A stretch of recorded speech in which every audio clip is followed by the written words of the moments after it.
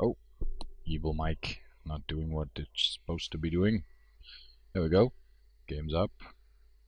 Almost ready. Making sure that my chat is where it needs to be. It's been a week. I haven't streamed for a whole week, and my voice is a little bit rusty, so you'll have to excuse me if I go up and down in the spectrum every now and then. But it is great to be back. Sun's shining outside. Not really showing much here on screen except for me being all like squinty-eyed. It's like, evil sun, be gone. Um, Hello, Horrendous. Horrendous is asking, what game will it be? It's going to be Ultima Online. And today's question is, how did you get into gaming? So I'm expecting to hear a lot of stories from people of how they got into gaming originally. Just going to do a few more advertising clickies before starting. I met a couple of people on ICQ that I want to say hello to and tell them that stream's on. Game is on.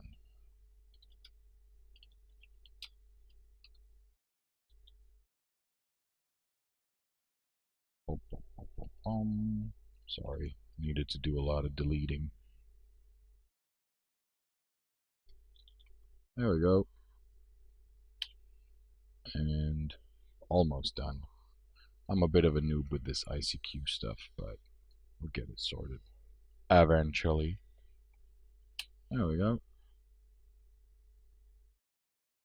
Time for world domination. Or not. I'm not really sure what today's plan in-game is going to be like. I'm probably going to, I guess, head to the Abyss. Actually, I'm going to need to clear my inventory. Oh man, rookie mistake.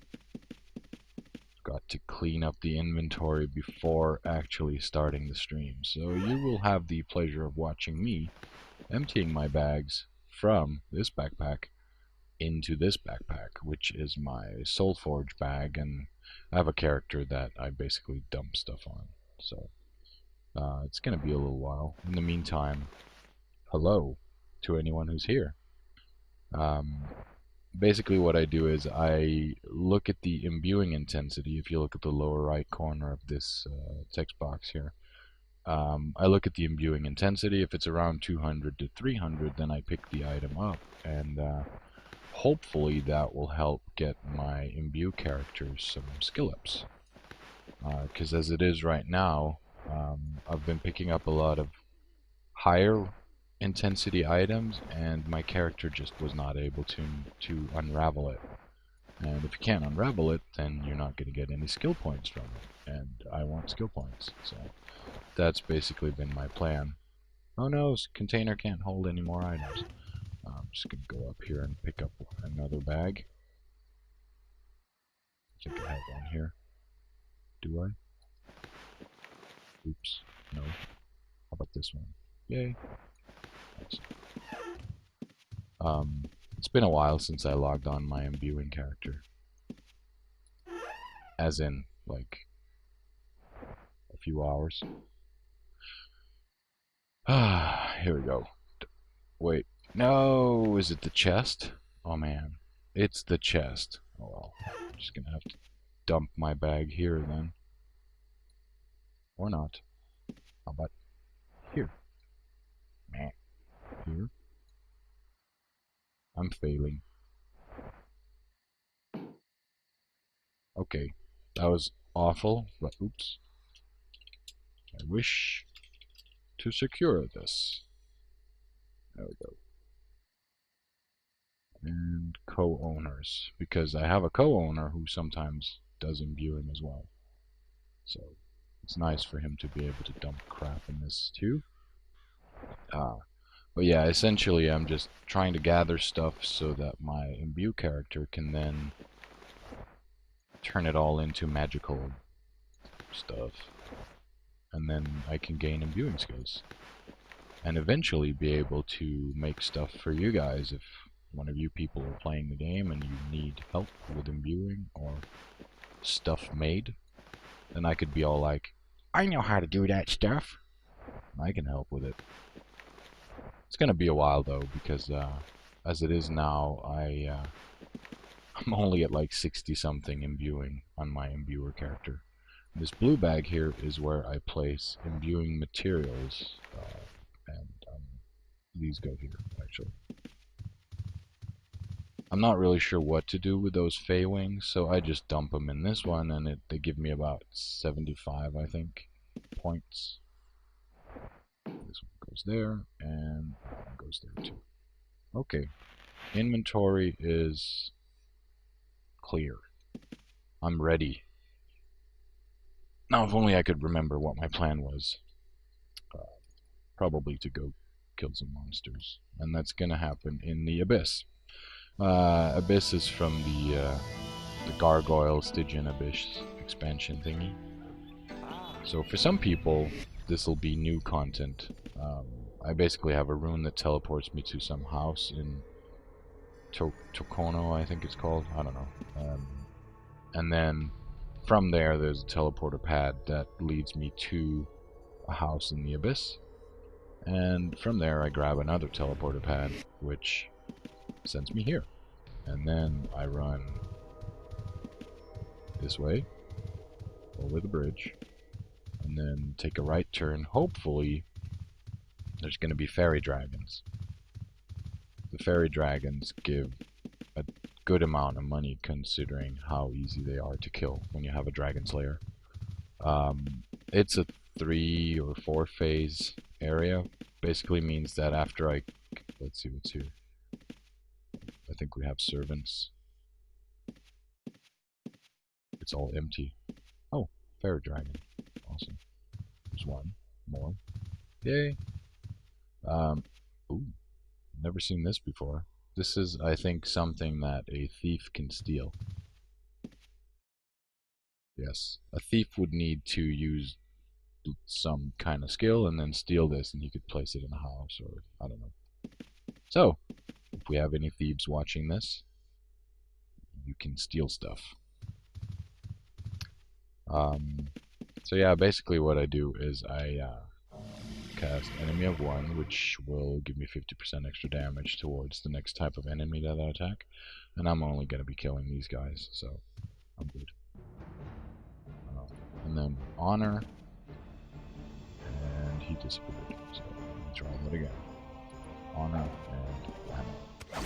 Sometimes they cast a lot of spells and I get owned, but it happens very, very rarely. Which is why I do this place. Maybe I should put the headphones on. There we go. So you see they drop... Oh, what's attacking me? Probably this guy. Blammo. So what I do is I also carve up the corpses because I can sell these for about 200 apiece. These barbed. And I know that's probably not a lot for an experienced player, but for me it's fairly good. So basically what I do now is I just look at the loot and I see, does it have an imbuing intensity of about 200 or more? If it does, then I pick it up. If it doesn't, then I just leave it. And that's essentially what I do here. Of course I carve the corpses. If I kill them too fast, they will eventually switch to the next phase of this particular place, which means I'm screwed because that's going to be wyverns and servants, and the servants are too strong for me because I'm not super awesome, not yet anyway. The only downside to this place for a lot of people is that you get negative karma, but I get positive gold, so I don't really care. At least not at the moment. It's not that important to me. It's a bit dangerous though because of the spells that they can cast, but it's hard not to do when they have loots. So essentially, if I wanted to do this really fast, every now and then they also drop mysticism spells. If I wanted to do it really fast, I could just skip the skinning part. But I really want to get the imbuing stuff up, so I tend to do that. Skinning and imbuing.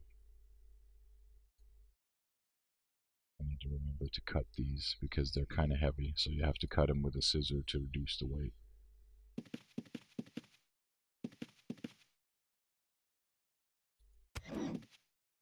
And I apologize if you can hear sound of water in the background. That's my dishwashing machine. I don't know what it's doing.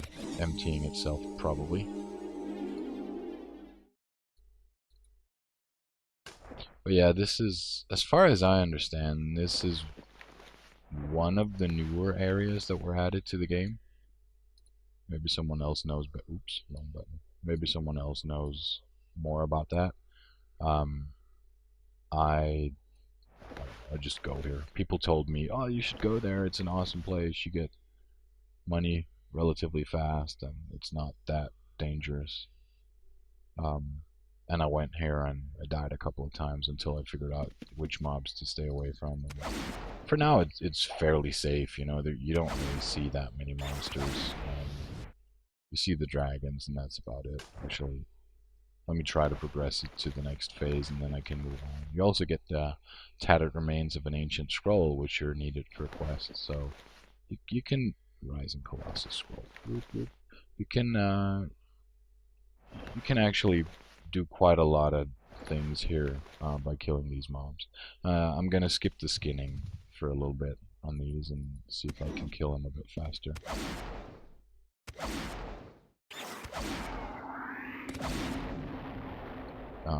And then all of a sudden, they're just, the whole map that I'm standing in is gonna respawn as a scary place full of wyverns, and that's usually when that's my cue to leave.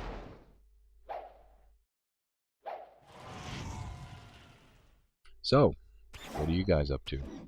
Are you here? Are you listening?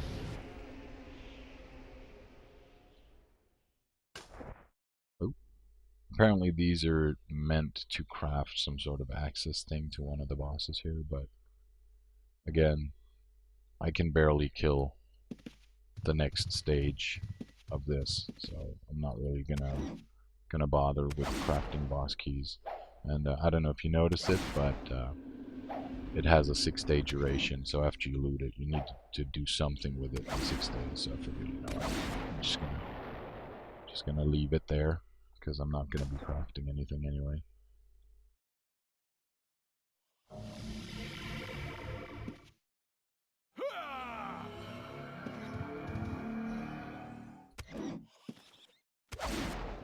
The good part here is you can see one of their lowest, or the lowest resist that these guys have is actually physical resist, and you know, it's kind of what I do with my sword, so it's quite good. It's a good hunting place for a physical character. Oh, there's one. Excuse me. I'm probably not going to be able to hit my mute button every time I cough, so I apologize in advance. It's going to happen. I kind of feel like I swallowed a slime elemental or something like that. Enough with the paralyze. Here we go.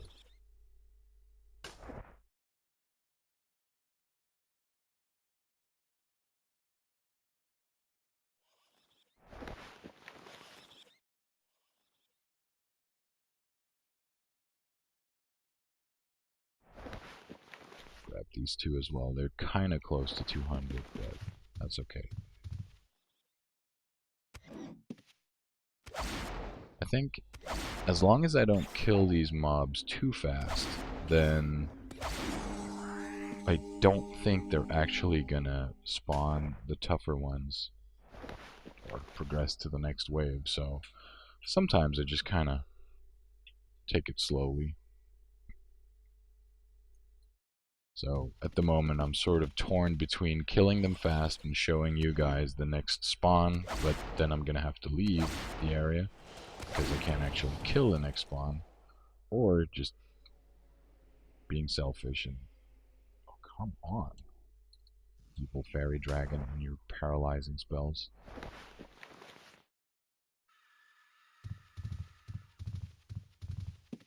I'm gonna try to take him out as fast as possible, see if we can progress it to the next tier.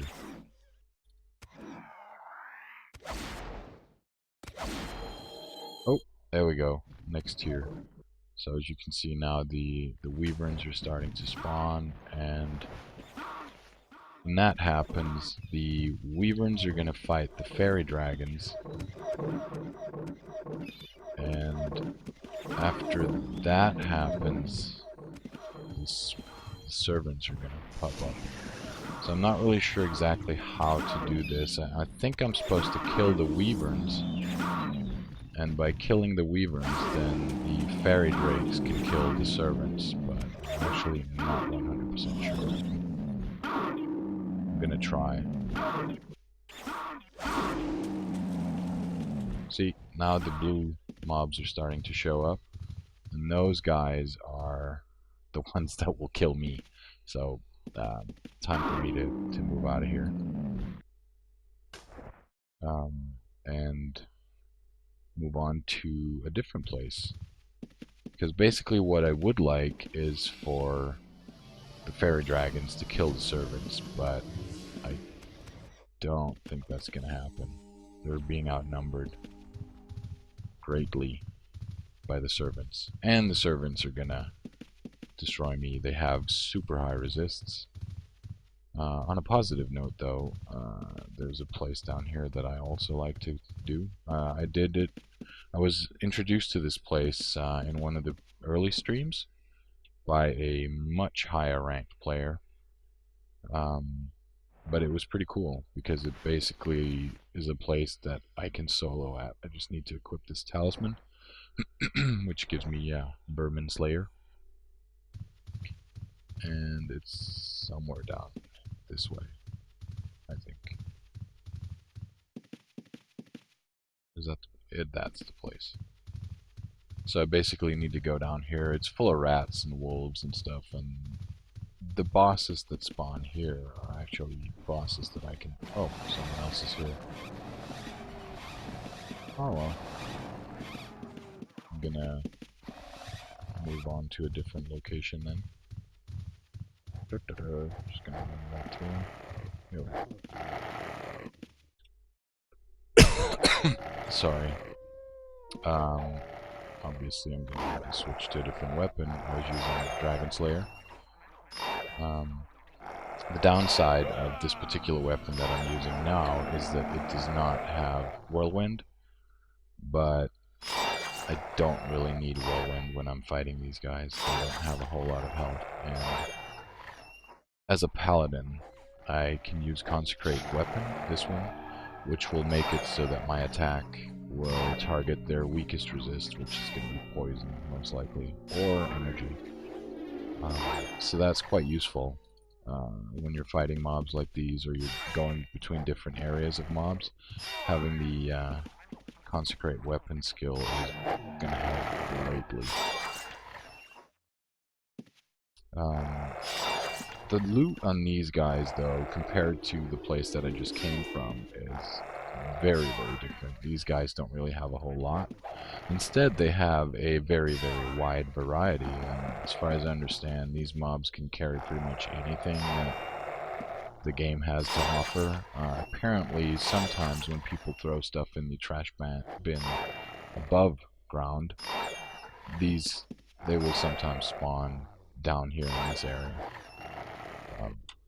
If that's true, that's kind of cool.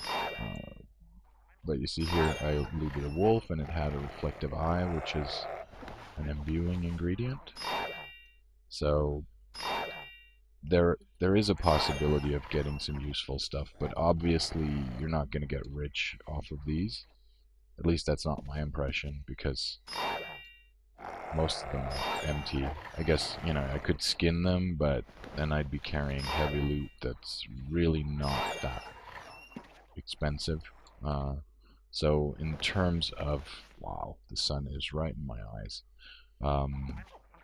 Weight versus gold price is not good when you're carrying these heavy things. So getting stuff like this, which is just one stone, that is a lot better for your loot bag. And as was the case with the previous spawn, you know, here it's also a case of just trying to kill stuff as fast as possible. Usually I do this. I just click the whole list to get stuff running down towards me. I'm sure there's a better way of doing it, but this thing here works for me. And then I can switch to my Respawn Slayer. It doesn't matter if it's not a Slayer for the majority of the types of mobs here. It's still good enough, really. So, swirly, swirly, and stuff goes down very, very fast. Here's a respawn to phase 2, I think. I should probably consider moving away, though, because I have a feeling that the boss mob, a renowned mob, he's going to be red, and he has like 30,000 health or so. So it's kind of important for me to not stand there when he shows up, because I want to use my honor ability on him before I engage him. That's very, very vital to this particular build that I have. I basically honor a mob, and then every time I hit it, I get a damage bonus. You know what? I think I'm going to try to use Consecrate Weapon and see if that doesn't up the damage just a little bit. Seems like it. Now the problem with AoEing them like this is that they kind of tend to run. Which is bad when you're trying to kill them and they start to move around and stuff.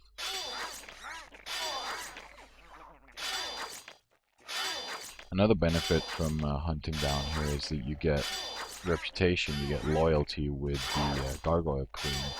Apparently that means that eventually you will unlock access to her Soul Forge.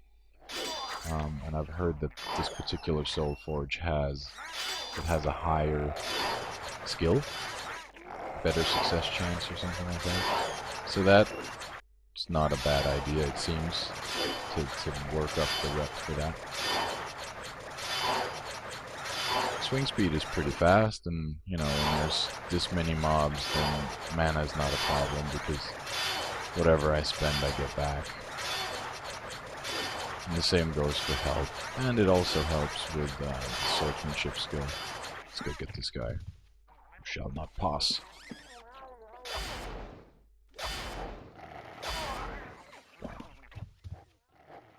You see, they kind of start to just run all over the place, and then they regen, and it's like, nah, stupid mob.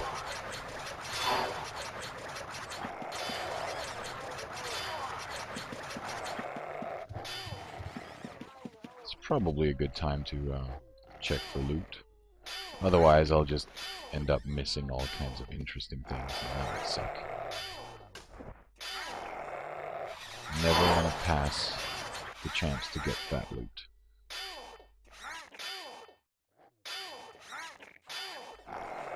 It's just that once you reach this point where your whole screen is full of crap, that's when it gets a bit overwhelming.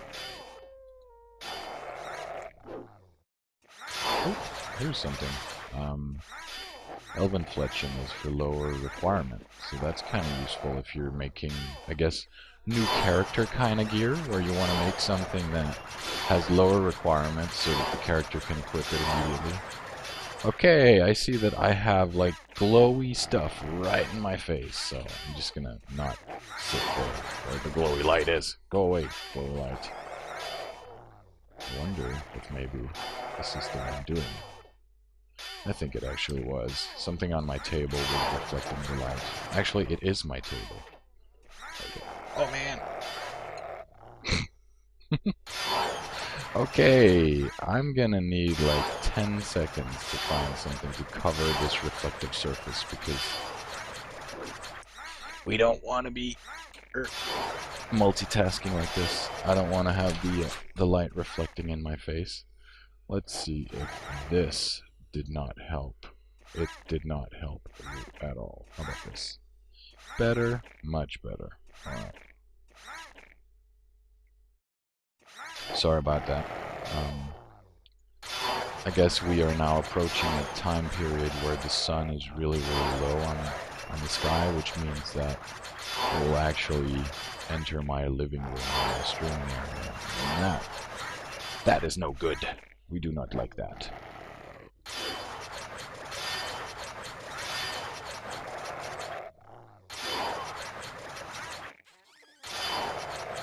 There's a lot of mobs here. I should probably start to loot some of them before I lose out on all my fat loot. I need a looting assistant. Or 2. Or 3. Most of it's just junk, though. But, you know, don't really want to say no to junk either, because junk loot is still loot. And I gain karma. Let's check out my loyalty rating here. Oh. My karma is crap, though. 800. My fame is 10,000. Does that mean I'm a lord now? Maybe. I am Lord Mushizo. Awesome. Here we are. Here's the boss. And now it's really, really important that I honor him. There we go. I've started honorable combat. Because if I did not get to honor this guy, I would miss out on such a huge damage bonus. And, you know, that wouldn't even be funny. As you can see, it's here. 65, and it goes all the way up to 100, and now I have 100% damage bonus. And I could use this thing here and target his lowest armor. Or I could go to this weapon and just ignore his armor. 180 damage. Whammo. That works. Too bad I don't have the skills, though, to just keep on whacking through his armor, but it's okay. 92% health on him. I'm gonna use the Bushido skill a bit more, try to hit some more of these mobs here. Supposedly this guy drops something useful, but you know, can't really count on it since it's all randomized loot.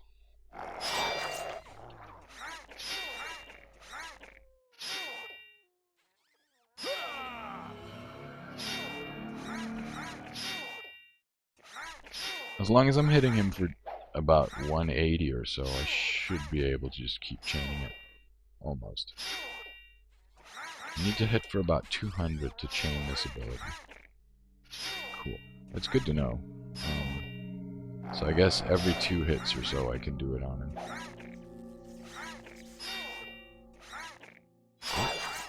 Named dude.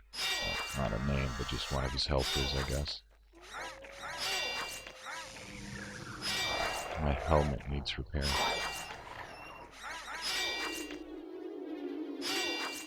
I'm gonna do some AoE now, switching back to the Repon Slayer and then AoE. Sorry. Let's kill this guy off. You shall not flee.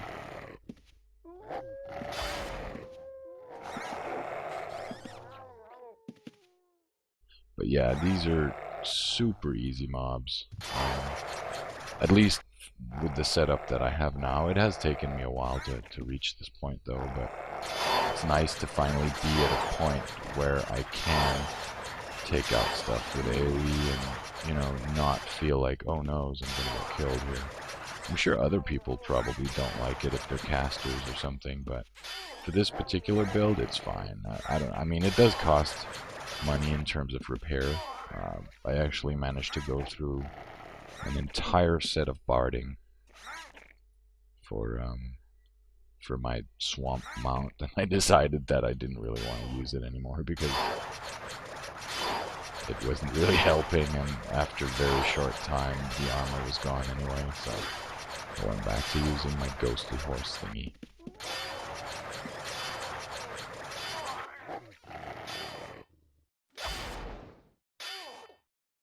Let's switch to this one.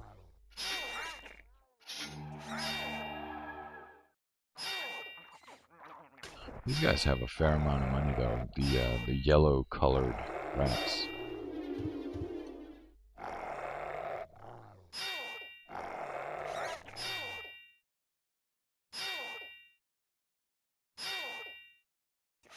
It's relatively straightforward, this fight, as you can see. Nothing fancy, just If you have mana, you do an armor piercing thingy, if armor ignore. If you don't have the mana for it, you just do a regular auto attack. Eventually the rat's gonna go down. Is it 64% now?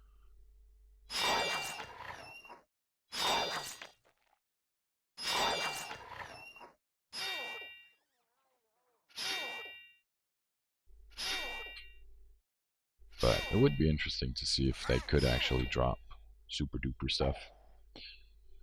So, Merble, Horrendous, Orbit. Any of you guys here? If so, let me know.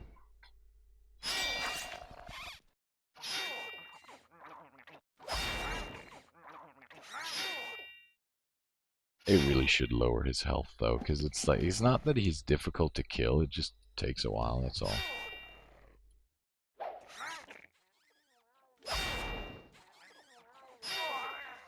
Yay! Horrendous is alive.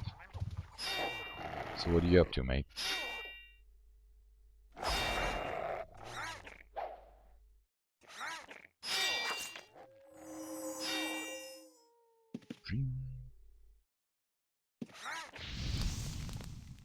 Ooh, fire.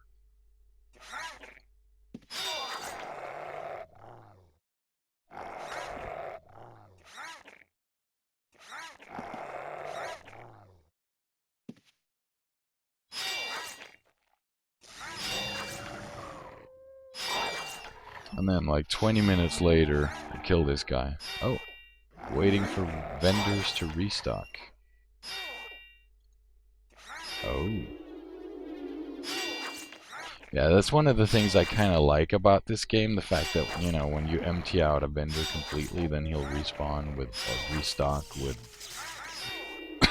excuse me, with double what he had before, and then you can work it up to 999. Kind of sucks though, I usually do that in the morning with the scrolls, and then by the time they're at 400 or 500 scrolls, then I need to go to work, and then when I get back home, they're back to 20, and I'm like, damn it!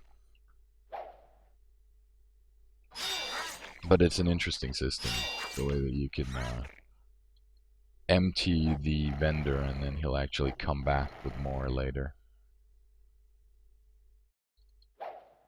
It didn't used to be like that, as far as I remember anyway. It was like he had 20 or so, or 5, and then, you know, by the time he was empty, you just have to wait ages for him to get back with more.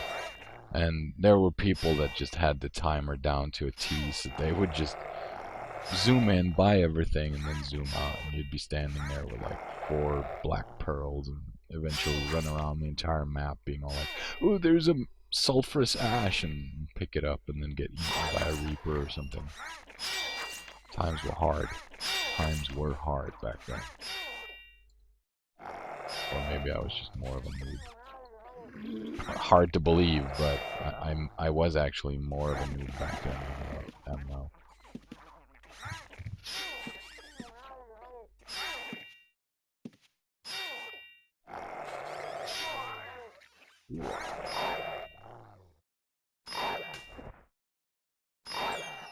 It's just generally junk, junk, junk.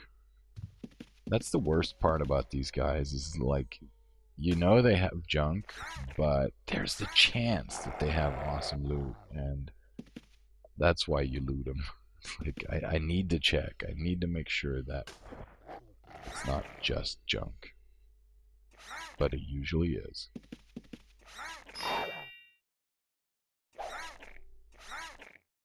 Come on. We're at 44% on this guy. Tikitawi, the Renowned.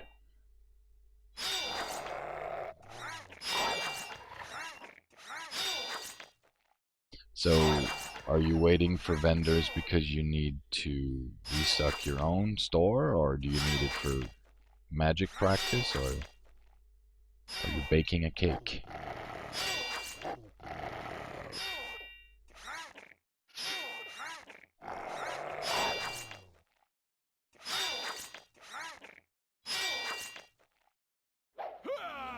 I'm gonna try to speed things up a bit by using a couple of my good spells. Oh, I just gained a skill up. Swordsmanship seems to raise quite nicely on these guys, even though they're so easy. That's a bit of a surprise to me, but I guess it's because of the amount of hits that I do, maybe.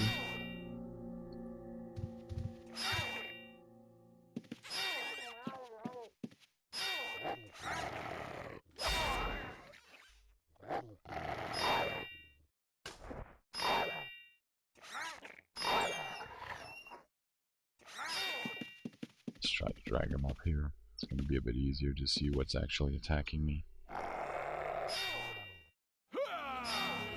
And, oof, my helmet is... That has lost so much... And one more. The helmet has lost so much durability, it's just... Ugh. Is it a good helmet? Stamina increase, mana increase, and lower mana cost. It is good. Could be better.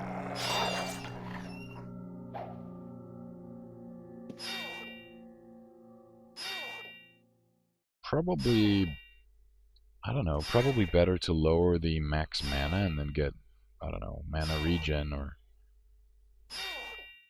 I don't know, more lower mana cost, I suppose. Let's kill this rat.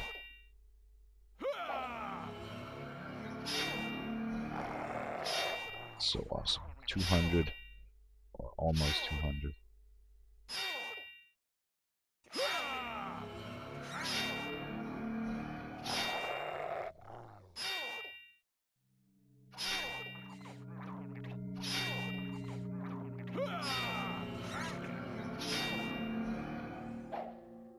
I wonder if I'm just supposed to, like, refresh. Sorry. Refresh this Divine Fury and just never let it run out. Oh, never mind. It didn't really help with my mana cost.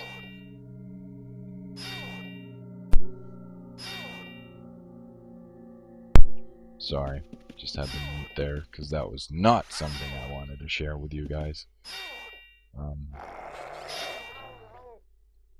I was hoping my voice would be a lot better, but it's not a lot better. Kind of sound like I'm gonna break out in a song any moment. I'll be all like, "Booka chicka bow wow." Oh, the joys of having a throat infection. Boop, boop. Come on, rat guy. 4%. It's just you and me, bro. Oh, never mind. It's just you and me and your two friends, but you know how that goes.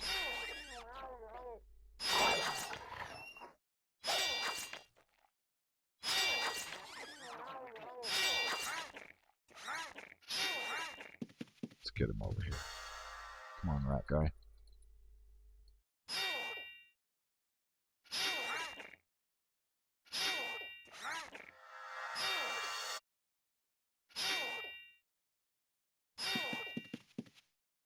He just keeps on running.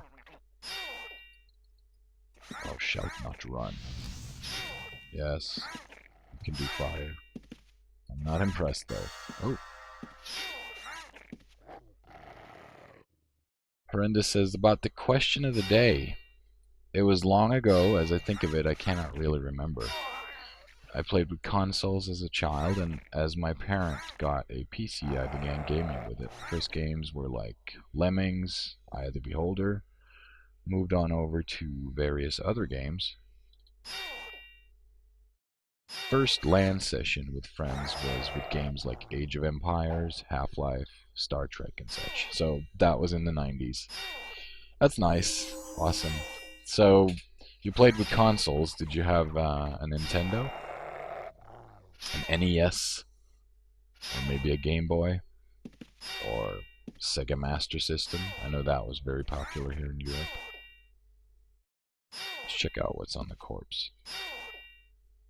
3K gold and a white pearl. Imbuing for lesser slayer or something something. Just go back this guy. Just die already. There we go. So did he drop anything else? A candle, lockpick, crappy crap, crap, crappy crap, more crap, and crap deluxe. Crap.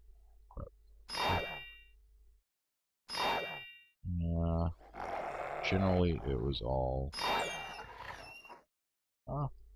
this is still kind of crappy. Looting it anyway. And also crappy. Crap. I used to love playing Eye of the Beholder. And I remember when I think it was called SSI, or yeah, it was. I think it was SSI. The ones that made all the D&D games for the computer. They released a game called Dungeon Hack, which was kind of like randomized, procedurally generated maps in an Eye of the Beholder-like setting. And I used to love that game. I played it so much. It's actually one of the games that I would like to remake someday. Have a game that's similar to Eye of the Beholder, but with procedurally generated dungeons and I guess a non-Dungeons and Dragons like character creation system, because the D&D system was a little bit flawed, but you know, we didn't know better back then. But I felt that it was kind of flawed. Oops, can't eat raw chicken. We don't eat raw chicken.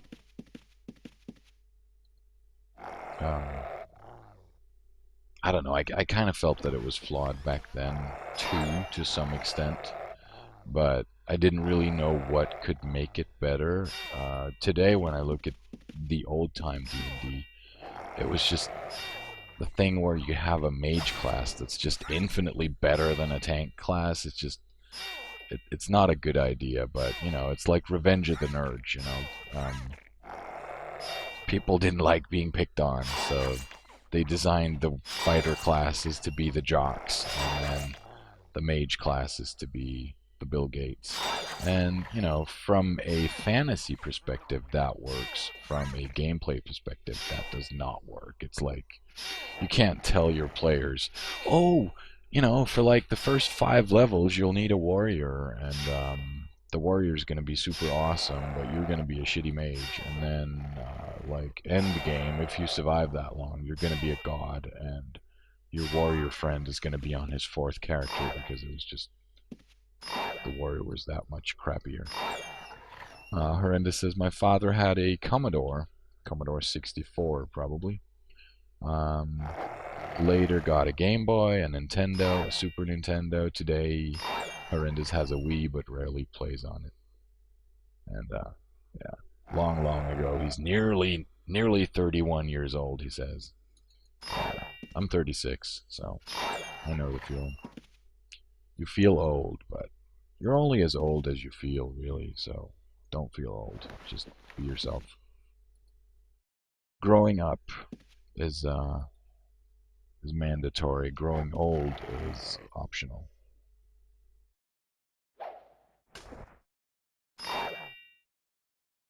Or maybe it's the other way around. I'm not 100% sure. But either way, I'm not going to be an old man.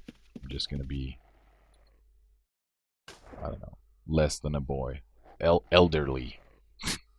I'm never going to be like, I don't know. I just don't understand when people are technophobic and they're all like, I want things to be like back in ye old days. Personally, I love it to try new stuff and see how it works, really. Half the time I'll be like, okay, I tried it. I like the old ways better, but sometimes I guess it's also a matter of priorities, you know. Do I want to spend X amount of time trying to figure out how this thing works when I'm not going to be spending that much time using it? But it is kind of interesting, though, the way that we feel older, or people feel older. I guess it's kind of the same when you look at Ultima Online. You know, there's a lot of players. I heard them, I think it was yesterday. People were basically saying in the global chat, don't change the game. Don't update the game because it's going to ruin it. Which, I think that's probably really what is ruining the game. It's the fact that it's not being updated. 100 loyal, you know, it's just a number, but X amount of loyal players who have played this game for 17 years and have 17 alts. It helps the game, but it's not saving the game. In my opinion, it's definitely not saving the game.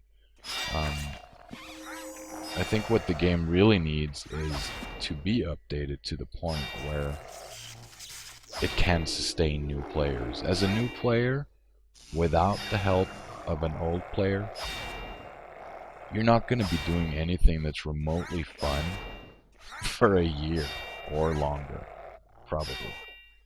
Um, it just doesn't feel like the game was designed like that, you know? I mean, you may think it's fun at the time to kill the gajillion rat, but after a while, you know, that kind of gets old.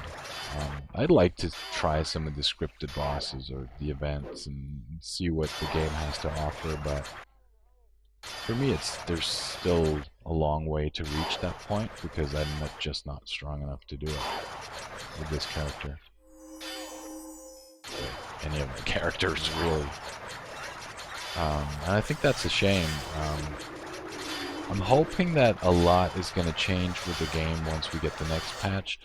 Someone said yesterday in the chat that we would be seeing the next update for Ultima Online on the test server in less than a week or so.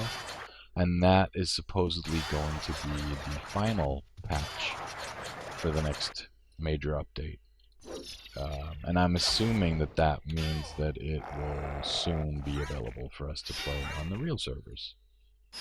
And that's something I'm looking forward to, because as a new player, I don't feel compelled to go into any of the older dungeons unless they're like Shame, because Shame has been revamped and has had a lot of loot added to it and a lot of content for me to do. But if I go to one of the other dungeons that hasn't been updated, doesn't have the new loot system, then you know I'll end up spending this amount of time killing a mob, and the loot that he drops is gonna be appalling. So that's one of the things I'm really looking forward to them actually fixing, so to speak. You know, get the game balanced, make it so that it doesn't feel like I'm going from an old area that has crappy loot to a new area that has super duper loot. Hey Merble, welcome to the channel.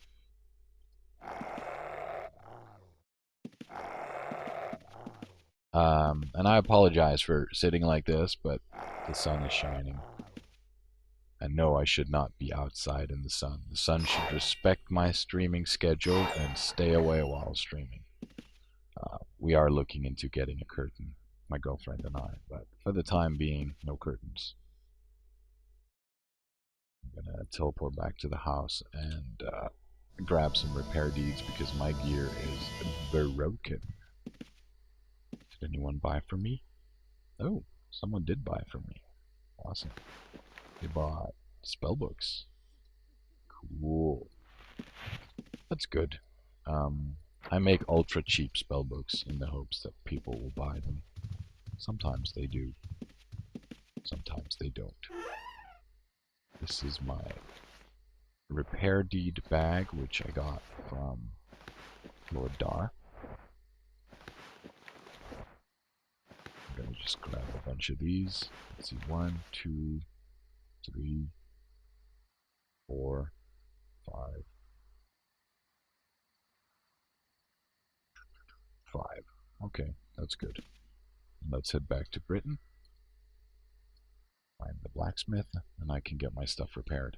So Merble, how did you get into game?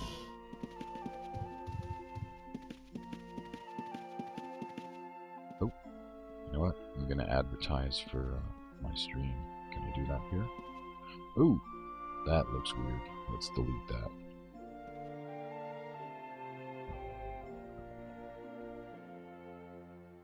And let's get this away as well.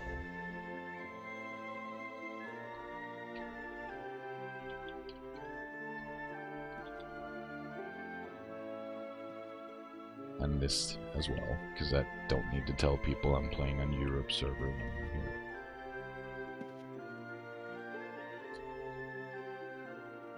And let's get rid of this as well. Twitch. There's no room. Let's just do this. I'm currently live streaming Ultima Online, and then let's say HTTP. Oops. I'm quiet, as in the audio needs to be louder. Probably, yeah. I can't really. Voice is all messed up. Sorry.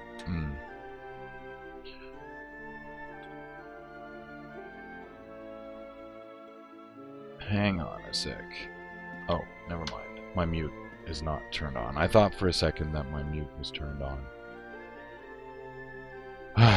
It shouldn't be. Yeah, I have a slime elemental in my throat, and that is why I sound all ruby.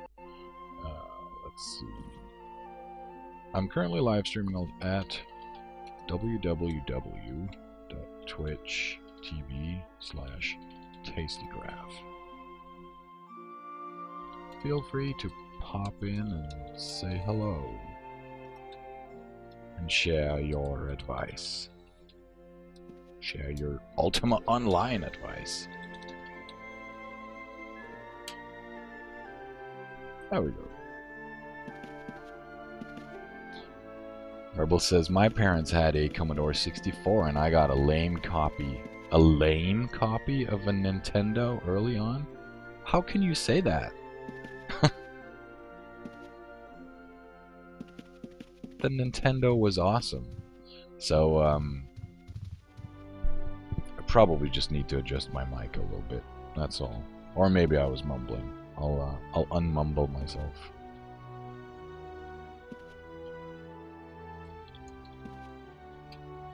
Alright, let's go get the gear repaired, because that needs to be done. It's one of the things that I actually had planned to do. And this is kind of cool. You just double click the repair deed that someone made and you need to... Oh, it wasn't a NES. So you had a console that was not a Nintendo. So, what was it? What was your console? Was it a Sega? Or just a real copy console?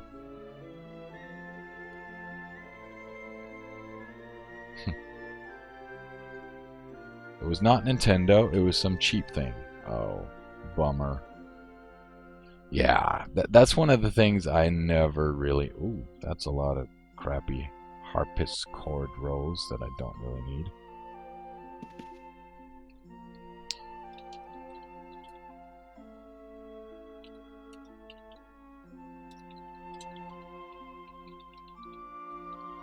Sharon says, what are you streaming? PVM with various bosses? I'm streaming PVM, mostly me talking, answering questions, and exploring the game. I'm not strong enough to kill bosses, sadly. At least not alone. Hey, Orbit! So Merble, your console could read Nintendo games and it had 1,200 games in one cartridge. That's actually pretty cool. And Orbit says hello via cell phone. He's streaming on his mobile phone.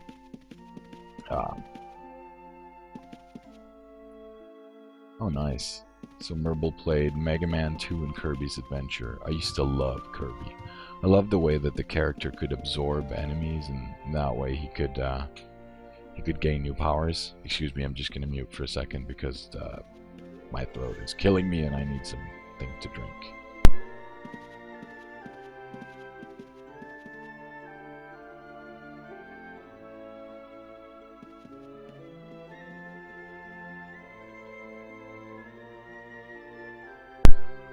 There we go. I'm back. Didn't really help on the voice, so yeah, Orbit Shift, he says can't even stop watching even though he's on a trip, or rather him being on a trip is not gonna stop him from watching. That's awesome. For those who don't know, Orbit needed some sort of business trip to go to Philadelphia today. He's our American viewer. The rest of us are European, mostly. I know I am. I know Merble is. Horrendous is as well. I'm sorry, guys. I should probably have gone on a quest to get rid of this Earth Elemental in my throat, but things did not go that way. Let's get rid of all these rolls. If any of you need these, let me know. I'm just, I don't know, just dump them, because I don't have a thingy that can play music anyway, and I really don't think I'd be using it. Maybe, I don't know, maybe I would if I had one, but I don't, so I'm not going to do it.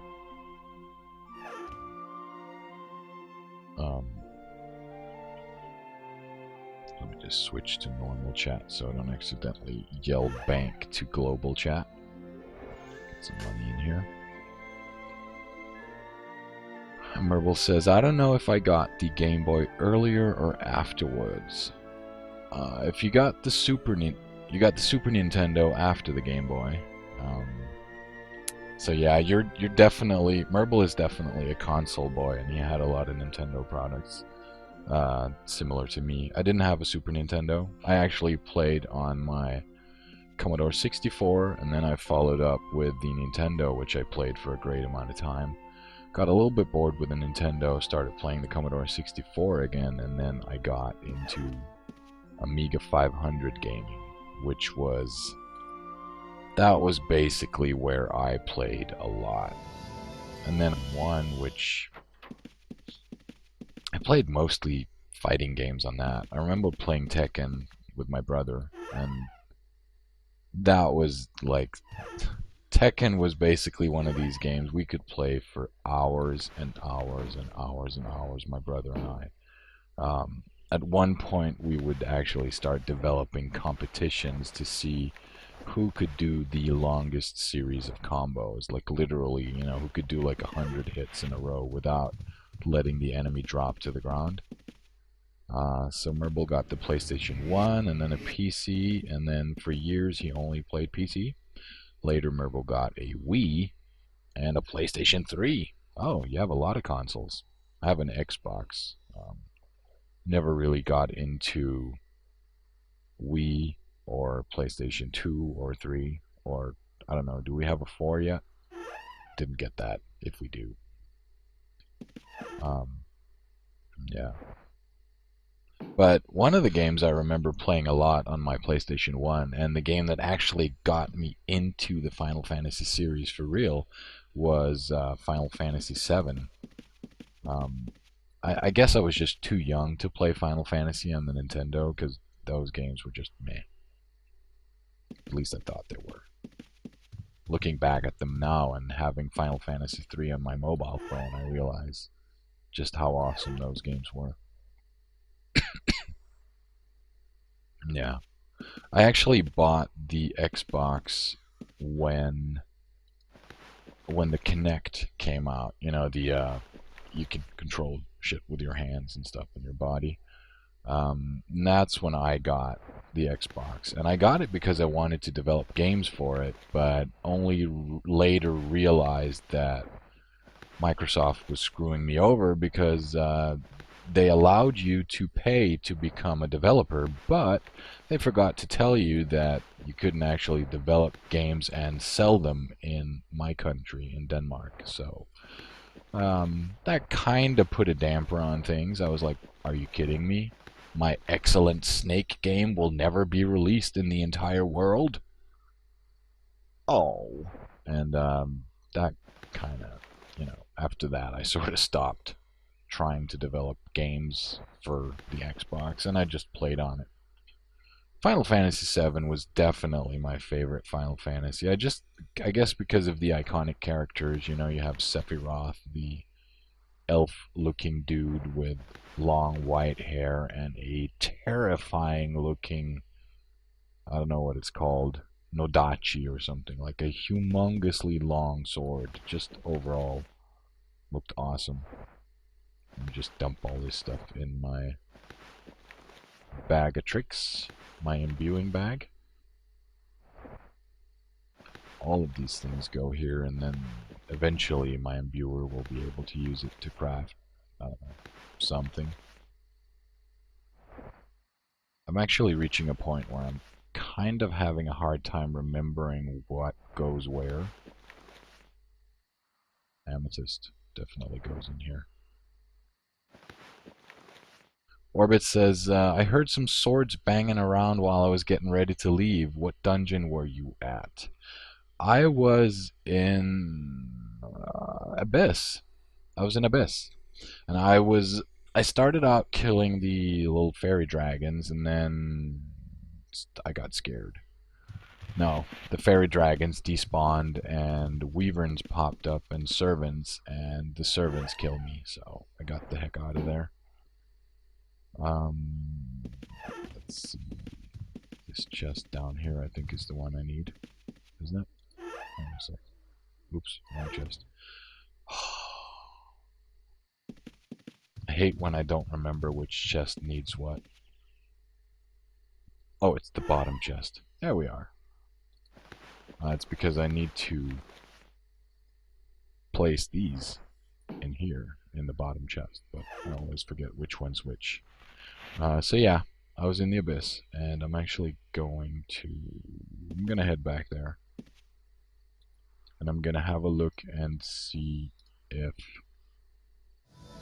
the fairy dragons may have respawned.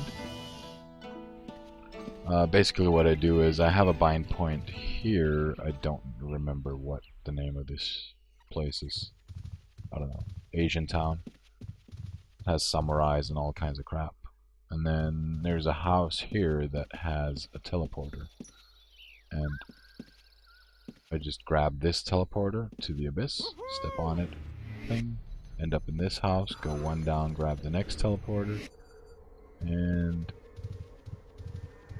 I usually, if I need to go to the fairies, I go this way.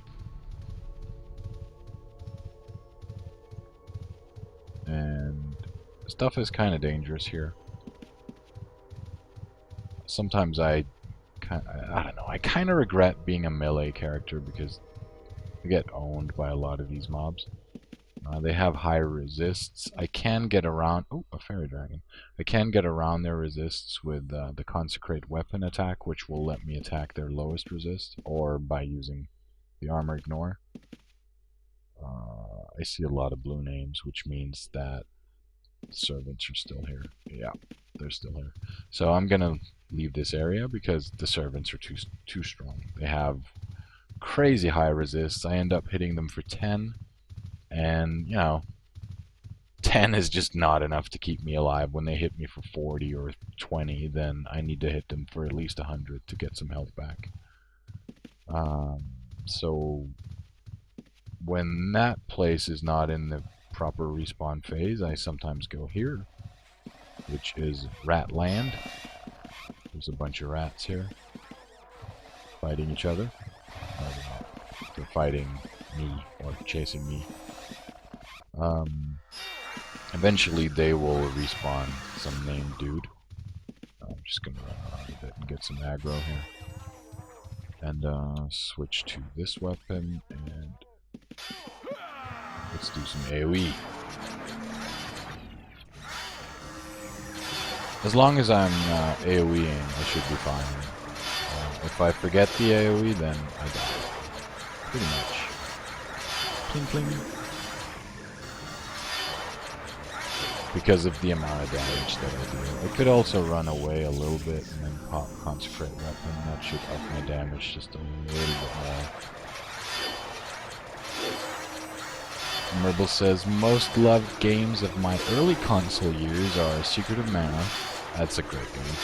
Secret of Evermore. I've actually never heard about that one. And Zelda 3 and 4 for Super Nintendo and Game Boy. And Final Fantasy VIII, Legend of Dragoon. Played them all again not that long ago. Cool. That's actually one of these things I'd like from... I mean, it's probably not that much fun as an MMO, but maybe it's just like a multiplayer game. I need to honor this guy. because it's gonna suck if I attack him without honor. Check it out, like 25 damage. Thankfully, I can attack him and I'll be okay, because he can go through all of his armor. He's kind of annoying though, because he has really good resists. As you can see here, his weakest resist is poison, but I need to cast Consecrate Weapon to actually hit him with a poisonous type attack. I'm gonna switch to my other weapon. Am I wearing my Vermin Slayer? I am. Oh no? Yeah, good. Now, this is gonna take a while, because this just has annoyingly many hit points.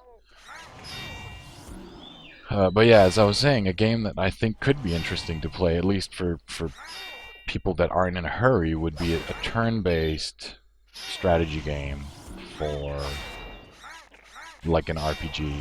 I'm thinking Divine Divinity 3 would be kind of cool to play multiplayer with other people. Basically because you have time to talk to your friends and you'll be like, so if I use this attack, are you going to follow up with this or that? It gives it an element of strategy that we don't see in a lot of more modern games. And I guess simply because, you don't have time, really. You need to focus 100% on doing stuff so it's like all practiced, but with strategy games you have time to sit and kind of talk about what you want to do or how you want to do it. This guy is, it's gonna take a while, just saying. Rebel says, PC games, I only can think of Diablo 2 now. Played a lot of games, but this one over, I don't know, 12 years. Wow. Played Diablo 2 for 12 years. That's pretty impressive. That's loyalty. I don't have that kind of loyalty. If a game doesn't interest me, or if it's no longer fun, then I usually don't play it. And even if a game is good, I'll reach a point where I'm like, I need to play something else. I need to be challenged in a different way, because it just, like right now, these mobs are kind of easy. The rewards are not as good as I was hoping they would be. And eventually it's like, yeah, I should probably go check out something else. And that's what happens to me when I play games. I kind of get, I wouldn't say distracted, but I just want to try other things after a while. If I reach the limit of what I can do in the game. Come on, guys. Die already.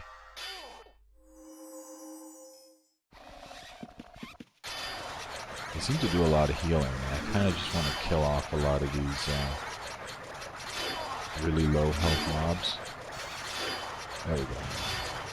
Sounds like a blender. Yeah, I mean, I understand. Murble says not 12 years straight, but every now and again, and again, and again, is how he played Diablo. Yeah, and for me it's just that, I guess, I found other games that could satisfy that Diablo feeling and that I actually felt were better than the original Diablo. Or Diablo 2. Get rid of some of these rat dudes. And as soon as I kill him, more is going to spawn anyway, so I don't even know why I bother.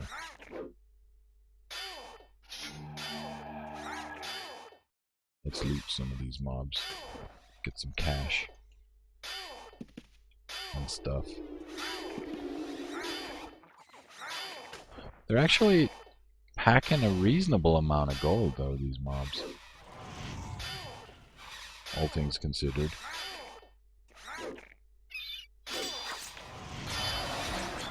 Oh, there's a lot of rats on me. Better kill them off.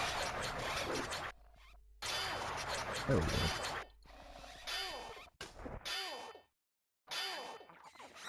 It's kind of neat, though, that the rats have a chance of dropping imbuing materials.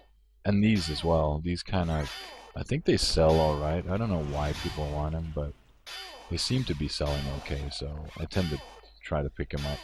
The lodestones. I don't know, I guess people maybe use them for decoration.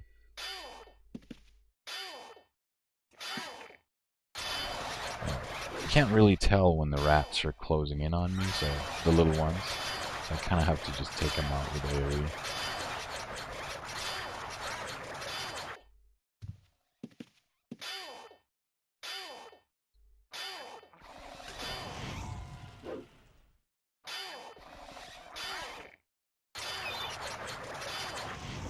It's dangerous though. He puts some sort of spell on me that makes it so that every time I take damage, there's a chance that I explode and take more damage. On its own, with just one mob, that's not bad, but when he has like a gajillion little rat guys that hit me for one and there's a chance that I take extra damage, that gets dangerous. Rebel says, for the Wii I got some games, but today only a few remain. Played hundreds of hours of Super Smash Bros. Brawl with friends. Loved Muramasa and played a lot of Dance Dance Revolution 2. Yeah, that reminds me, I posted a link earlier. Maybe Merble can repost that to help me out. But I posted a link to a game that I've been working on for a while, at least 6 months on and off, and then I switched computer, forgot to copy over all the source code, and retarded me. But I'm actually thinking about picking that up again and continuing development and at least finishing it and putting it online. So, you know, um, that's a bit similar to a Dance Dance Revolution game in the sense that you have, I wouldn't say tactics, but, you know, stuff comes in at a certain pattern and you have to follow that, because if you shoot the wrong things at the wrong time, then you lose your combo points, and that's essentially what it's about. Yep, that one, Merble. Thank you. It does need the Unity plugin, but it's totally safe, and a lot of games are developed in Unity. Albion Online is actually developed in Unity, so it's going to be interesting to see the MMO world do that. I think Transformers Universe is probably developed in Unity as well. It's just one of these engines that is used a lot of places, but people tend to not really talk about it because it's not as awesome as the Unreal Engine, I think a lot of people probably feel. Oh, closed the wrong window off there. 68% on the boss. This is like one of the most unrewarding boss fights in the game. It's not even a boss, it's just a mob with a crap ton of health. Let's see if I can switch weapon and then maybe up the speed a little bit. There we go.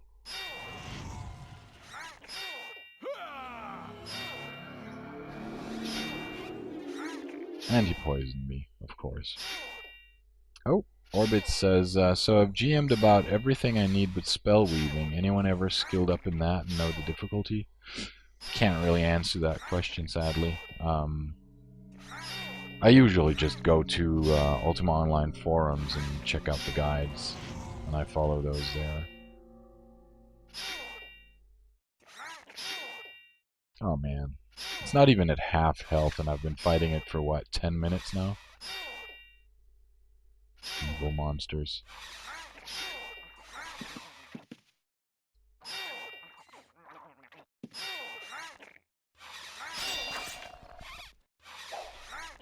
Ugh.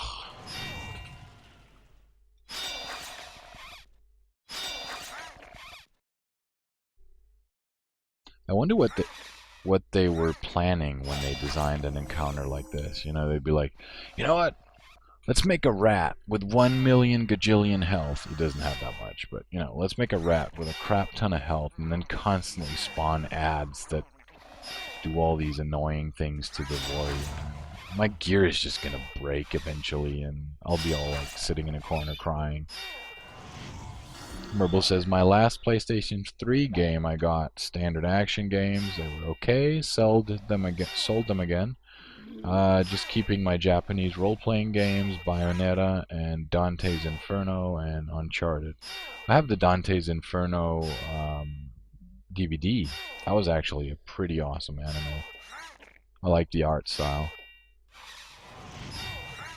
And Orbit is on his way to the forums to check out the guide for, what's it called? Spell weaving.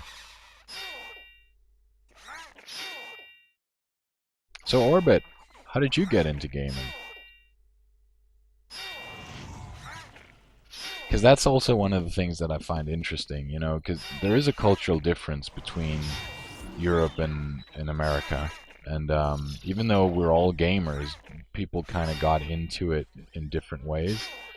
And I know that Sega was a lot more popular in Europe than in the United States. I know that Nintendo was more popular in the States than it was in Europe. In Europe, the Nintendo was horrifically expensive.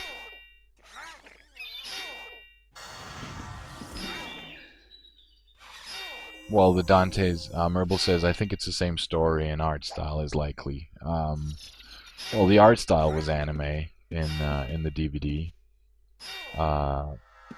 It was very, very brutal. You know, the monsters were super brutal in the anime, which is what I kind of liked about it. You know, I thought it was pretty awesome that the anime had that particular art style.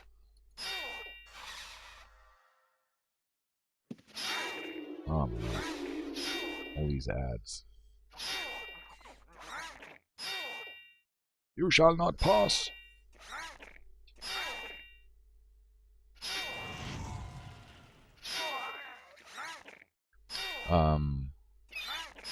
I don't know if you guys are following the sales on Steam. I saw a game called Runer, which kind of that's what led me to the whole game dev stuff again. But basically, it's like a top-down shooter where you design your own spells with different elements. And I've actually just downloaded it before I started the stream. And depending on the situation, I might do a bonus stream with that on Monday. Because my girlfriend watches Grey's Anatomy and some stuff on Monday. So I might as well do like a little bonus stream rather than playing solo, doing nothing. So I think I'm gonna play Runers. I think it's called Runer or Runers. But either way, I really like the aspect, and you know, it's something I've been trying to do in some of my own game development. Having a system where you can tweak your spells and like turn up the cast speed, and it'll increase the mana cost, and turn down damage and it'll decrease mana cost, etc., etc. And that way you kind of develop your own magical spells. So I'm curious to play that Runers game when I start the stream on Monday. And Orbit Shift says, geez, I probably started gaming on my old 386. That is the pronunciation, isn't it? Yeah, it is. Which is like one of the first sort of computers that were able to handle Windows properly. There was a 286 as well, and an x86, but you know, didn't really work. Windows probably didn't exist back then either.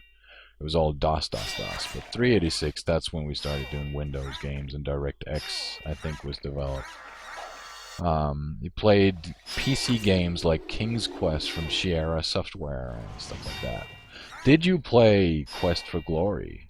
Hero Quest. It was originally called Hero Quest, but then Games Workshop had a board game called Hero Quest. And they felt that Heroes Quest was a little too close to that, so they had to change the name. So eventually it became Heroes Quest, A Quest for Glory. And that was one of my favorite games.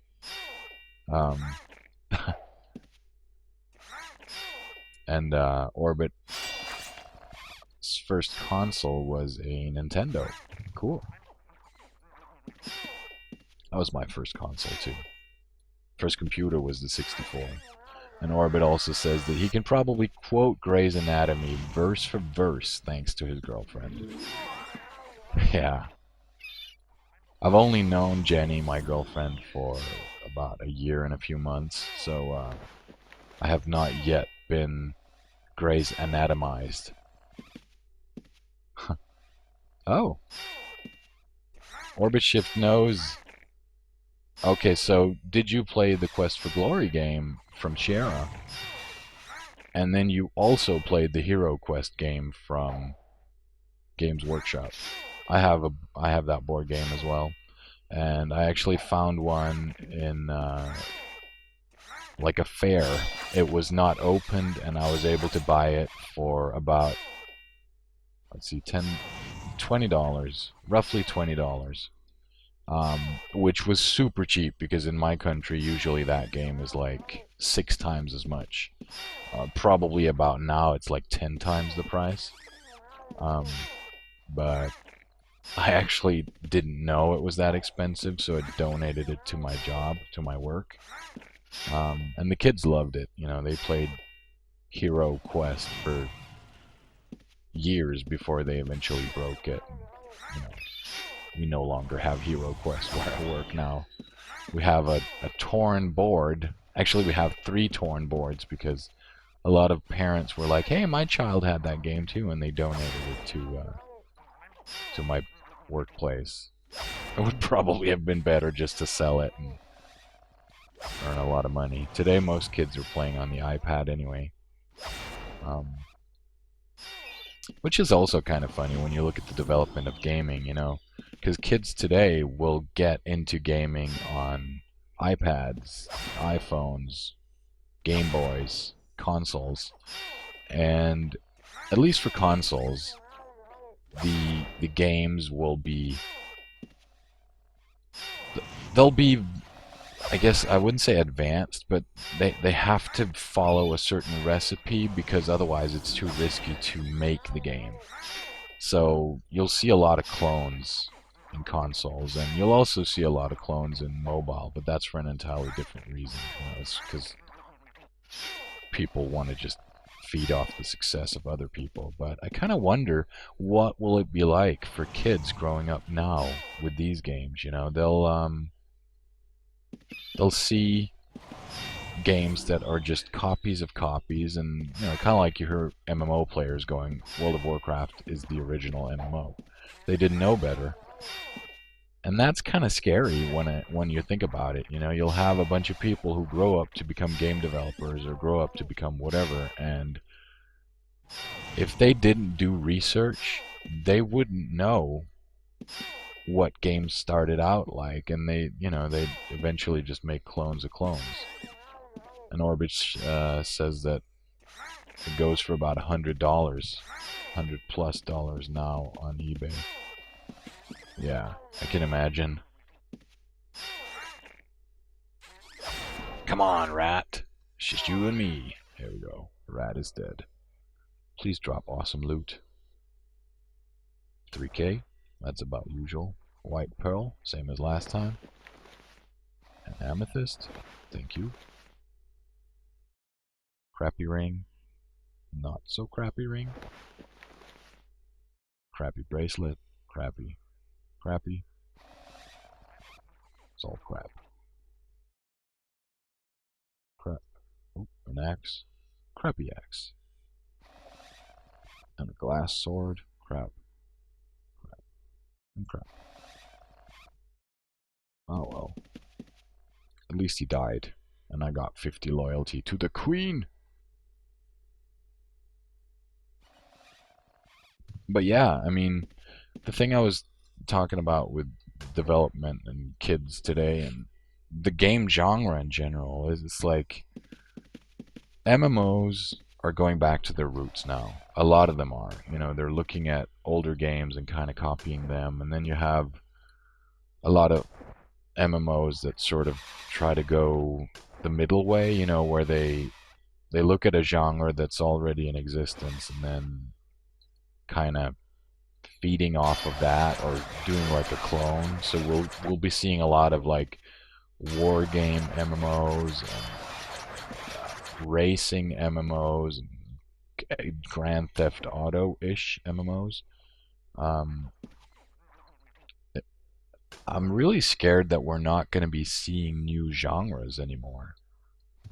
Um, like the genres are too well defined now, and people will just play whatever they are used to playing and not want to get into new stuff. And to me, it's a bit of a shame, really. I mean, I'm not innocent either. You know, it's not like I'm gonna start playing a dancing game just because everyone plays it. But I think it's a shame when we no longer see development in a certain genre simply because I guess they've gotten too used to wanting to play a certain style of game. Let's see how many of these I can kill without dying. Clickety clickety click click click. Oh, I might actually... Oh man, these are ranged. Evil mobs. I'll hide here. Hopefully I can pull them. Or they'll just shoot through the walls. Damn it. That sucks. I don't want to fight here. This place stinks. These are evil. Oh, let's run away. The mobs are all like, no! It's the first stupid person to go in here and attack us for weeks, and he just ran away. Go get him! You know what?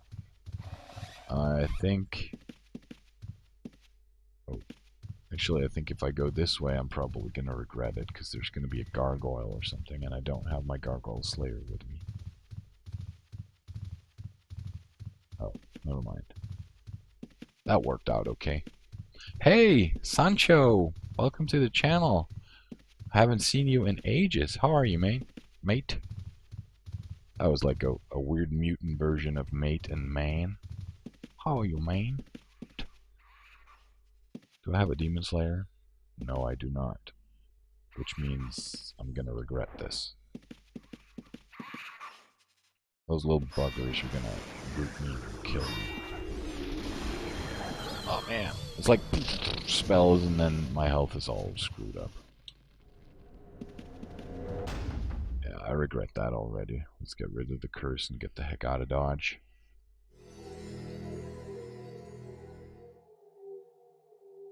We can do these. The Arctic Ogre Lords. I just need to put on my Ice Slayer. I have a talisman here that is good for that. Merble says, just found the crew a few days ago. I like Need for Speed Underground 2 and Burnout Paradise. Maybe I'll check this out next. Hey! Sancho is tired. He just woke up. Well, good morning to you then. Glad to see you, man. I actually gave away a free key for the crew. I had no idea that you were into these kinds of games. And sorry for the flickering, the light is all messed up at the moment. But yeah, Merble, I'll try to get an extra key for you, if I can. Let's see, I need this weapon, and I need enemy of 1.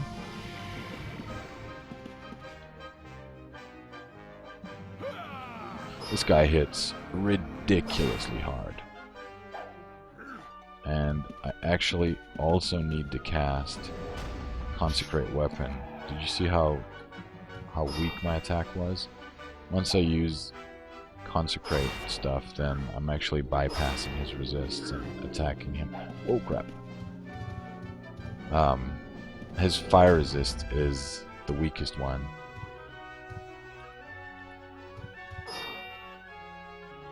I could also just use the armor ignore, but man, my hit rate is crap. Go down. Die.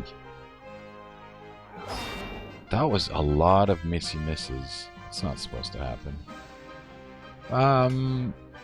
Orbit says, it's my stomping grounds. Ice. It is. The loot's crap, though. Absolutely hate it here, but I guess it's good for, I don't know, money, maybe. And Merble says, maybe I'll get keys. Yeah, the thing is, I might get keys because I'm always looking for... Oops. Always looking for free keys on mmorpg.com and other sites. So yeah, I mean, I'll definitely keep an eye out for it. And if I get an extra, I'll give it to you. Because it's not really a game that interests me. Maybe I should just go look for a weapon that has 100% fire damage. And that would kill these guys a lot easier. Money-wise, though, it's pretty good. I just don't like that he spawns so slowly.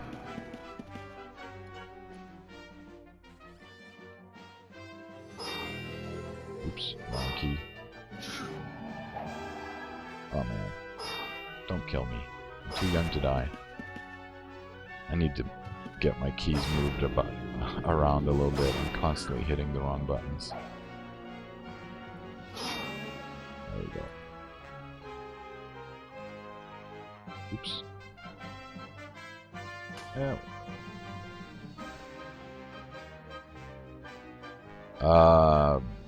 I don't know, Merble. Merble asks, how did I fall from grace and lose my mod status? No clue how that happened. We need to fix that. It's not something I did, I can assure you.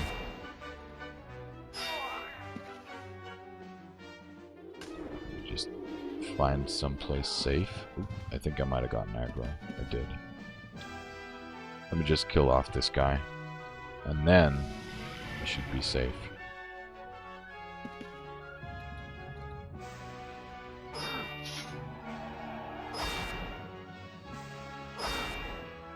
Man, they hit so ridiculously hard. Really, really not a huge fan of getting hit for like 50. There we go. Any fat loot? Of course not. This is an ogre. I'll just stand here and be all like, sup guys? Okay, can I right click you and do something to you? I don't know. User, Merble. What happens if I click? Oh, I can click a button that may turn you into a mod. Trying to mod Merble. You have added Merble as a moderator. Awesome. Oh no! 4G is failing. But 4G is like 50 megabit download, isn't it? That's what I have on my mobile phone. When I'm on the 4G net, it's like 50 megabit download.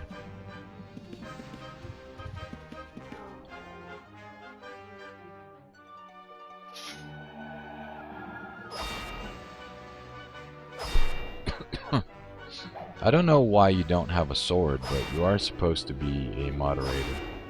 Maybe Twitch is just having issues at the moment. Oh crap! Good thing it told me on screen that I had low life, because I didn't really notice that.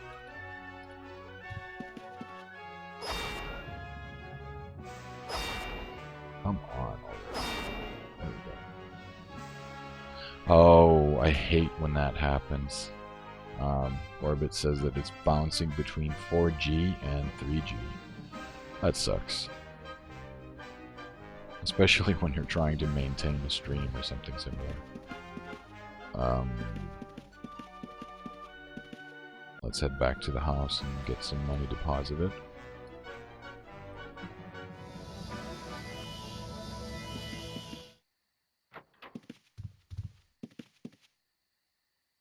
And dump some of the loot here. Oh! Super bright. Every time I do this, it's like, super bright. I'll not do that then. I'll just knock my table over there. Let's see. A lot of this stuff needs to go into separate bags. And this just needs to, I don't know.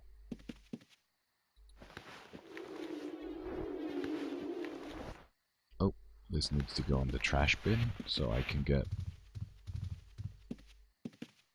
cleanup points. And let's see how many points I get for this one. 75. So this one goes in the cleanup bag as well. And then I'm thinking I would like to do some exploring. It's just that I don't really know where to go look. So if you guys have any suggestions, just let me know.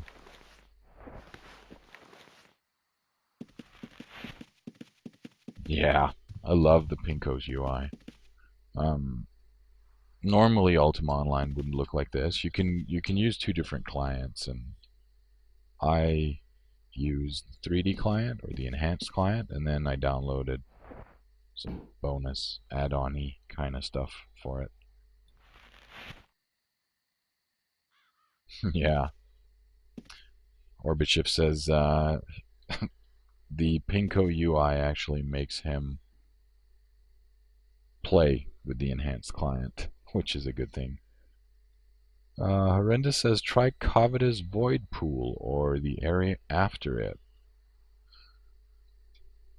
Wasn't that thing where I had to survive against a bunch of monsters? I think I tried that at one point. Let me just head to the bank and deposit some stuff. I've never actually been to the Void Pool, but you know, if you're up for it, Horrendous, I would like to go check it out. Definitely.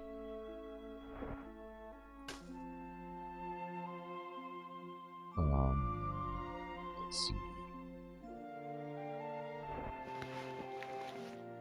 Elemental, check. Repond, check. Dragon Slayer, check. I'm probably good to go. Covetous. Okay, so Void Pool is a fight waves for as long as you can. Here's an ogre. Hello, ogre.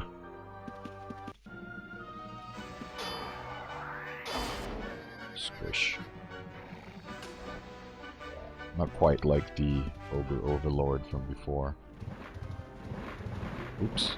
Okay, I need to be careful with the traps here. Just ran right over them.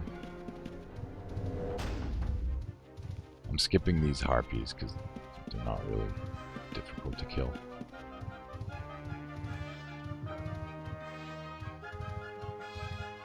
Oops. Dead end. Hey Krella, welcome to the channel. Orbit Shift says, I find looting and storing items so much easier on enhanced. Yeah, absolutely. On the enhanced client you can... oops. Is this even the right way? I think it is. Or not. Never mind. Them traps. Yeah, the cool thing about the enhanced client is that you can make agents, and these agents, it's just a name, but the agents are basically designed to help you transfer stuff from bags and resupply your vendors and stuff like that. I'm not really sure if I'm going the right way. I think I am. Oh, I don't want to fight the gazers because I don't have my resist stuff. I think I need to go to the X. Yes. The Ghost of Frederick Smithso. He has a quest. He has nothing for me at the time. Hang on a sec.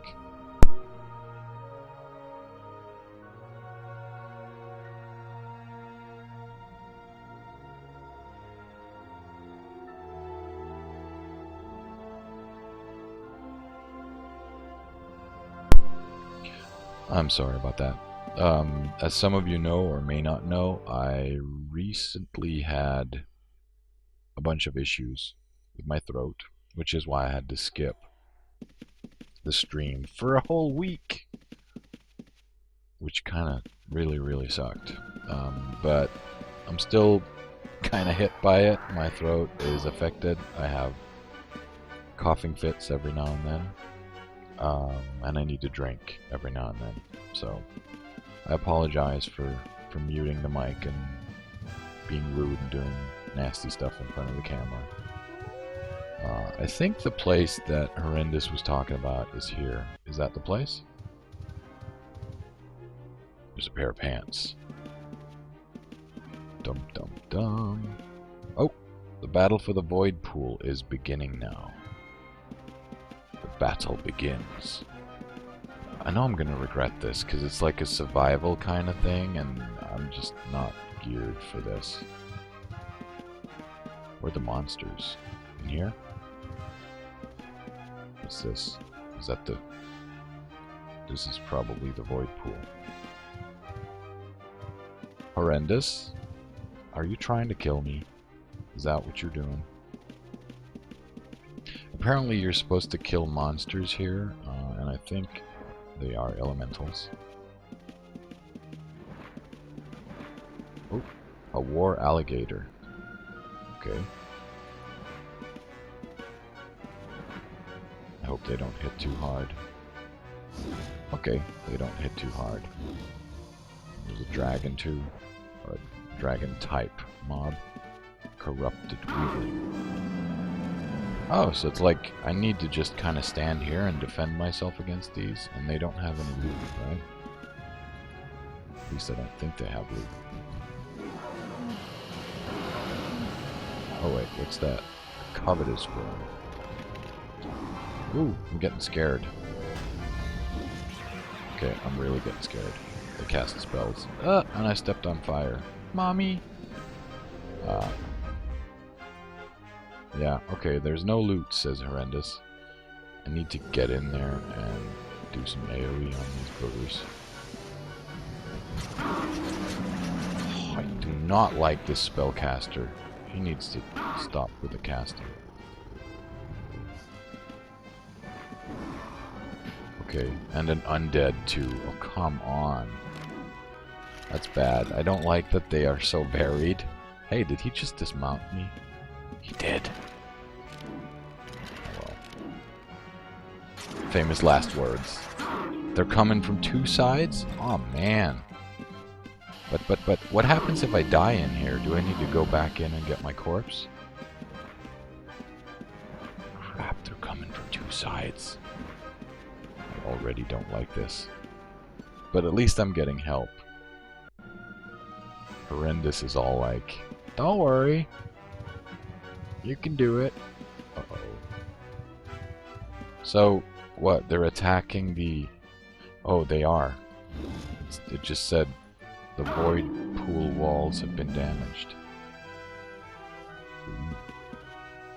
Okay. So if I stand here, I should be okay. I can kill him here.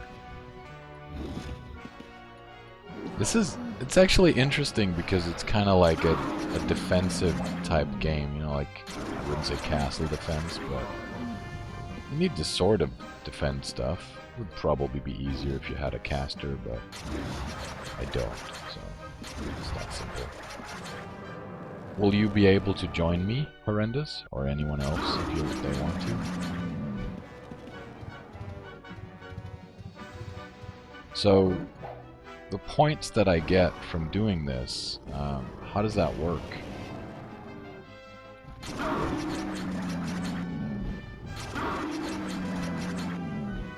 Sorry, I'm kind of trying to focus because I have a feeling that all of a sudden these boogers are gonna destroy me.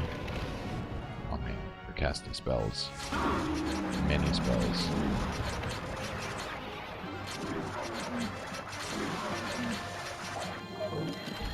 Oi! Oh man, that was a lot of stuff at once. Let's try to get rid of some of those debuffs.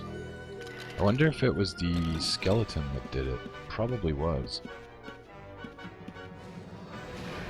I don't like skeletons. Don't do this. Don't kill me, monsters.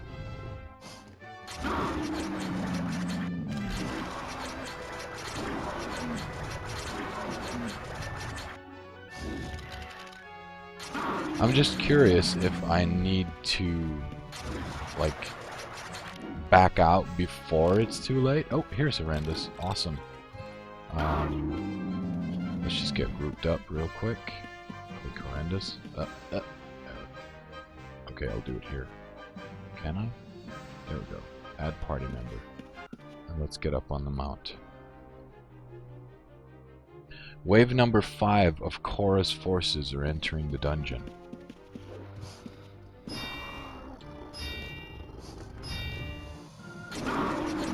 There we go. AoE. Swirly, swirly. At least I can use my Dragon Slayer for this. Famous last words. Am I standing on a trap? I've only ever been in here once, and I had no idea what I was doing, and I ran really quickly because, as far as I remember, they were elementals or something. And I don't know, stuff started appearing and I got scared. So, where the mon- here they are. Charge!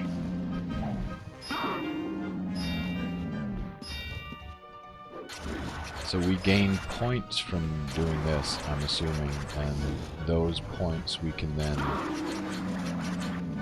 I don't know. If any of you know, let me know. Oh man, am I gonna regret this?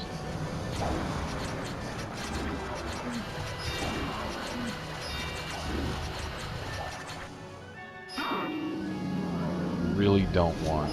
Oh crap, no mana. What did they cast on me? Corpse skin. She stepped on a blade trap. Oh man, I just stepped on a bunch of crap. Low life. Let's, oh, there's a skeletal mage. I didn't bring my undead slayer. Crap. Can take him out anyway. There we go. And then... Sorry if I'm not talking a lot right now. We need to be heroes. I don't think we can... I don't think we can do this horrendous. I'm starting to feel a bit overwhelmed.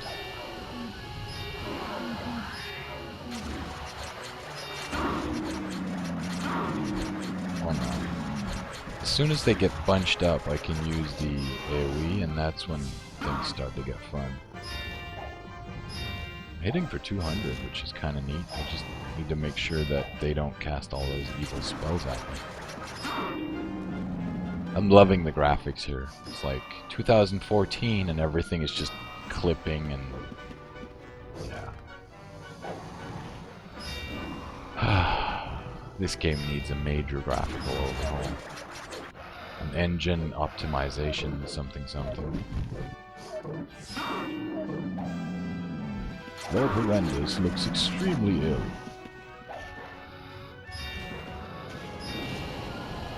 We are owning.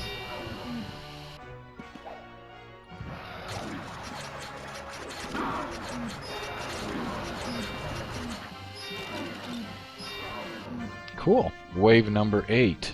Wave number 9. Okay, so... I guess we're probably better off kind of, I don't know, standing somewhere in this area because of the density of the mobs, I guess. Because right here, they can start casting spells from over there.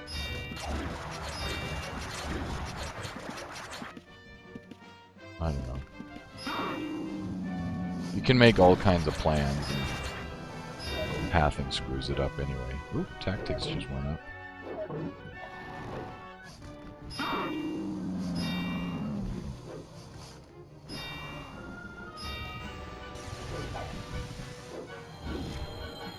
Hiccup. Oh, I think they're going for a full horrendous.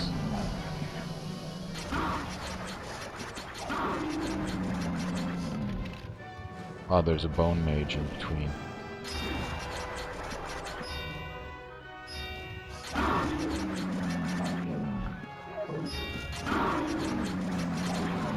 This is actually a bit...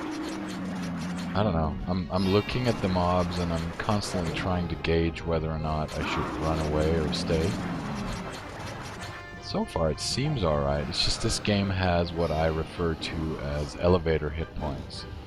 You know, where you're attacking something and then the next moment you have absolutely no health and you have full health.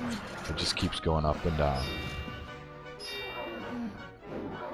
Should be okay though. Wave number 11 now. So, how many waves are we supposed to take out? Or we just keep going until we can't do it anymore?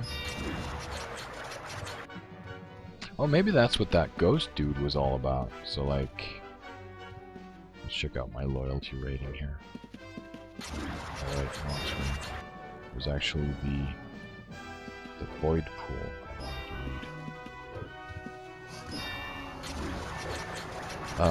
read. See the loyalty menu for reward points. See Vela in Cove for rewards. Ooh. Interesting system.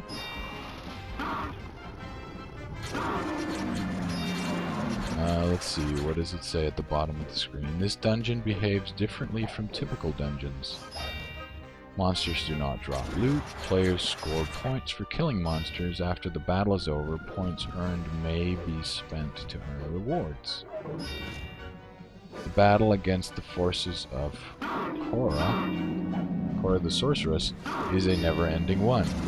Each spawn wave contains monsters that are tougher than the wave before. Eventually, these creatures will be virtually impossible to defeat. Okay. Oh crap. Alligators coming through.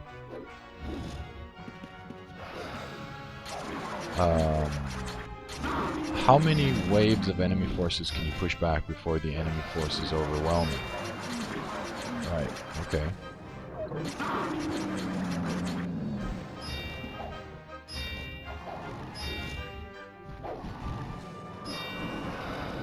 Oh, I got an artifact.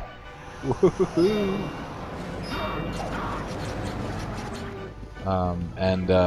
As I know now, but didn't first time I tried this, artifacts go straight to your backpack. And I think, oh crap, I think it might be this. It is. Oh shit. Or poop. Or oh noes. Come on, give me some health.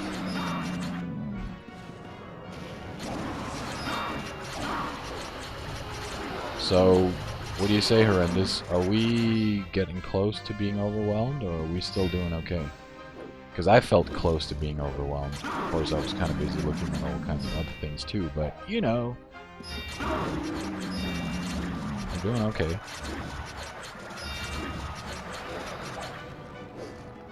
Well, this is kind of cool, though. I had no idea that you would actually be earning virtue points, or whatever it's called, like loot points, and able to get artifacts from doing these mobs. This is something I might consider doing.